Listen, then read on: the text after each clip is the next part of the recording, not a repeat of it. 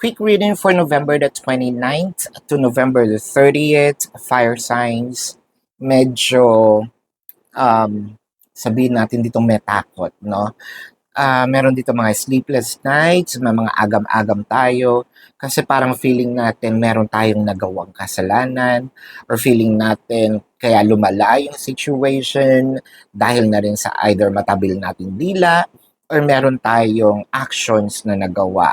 So, parang kasi 'di ba ang fire signs medyo mga mapupusok 'yan, eh, may init kumbaga when it comes to magpantig lang yung tenga, meron na ito agad na, rebuttal 'no. Parang sinabi mo dito, naku parang sana pala 'no kung kalmado ko, kung hindi ko pala pinatulan 'no, um, hindi ito lalaki ng ganito.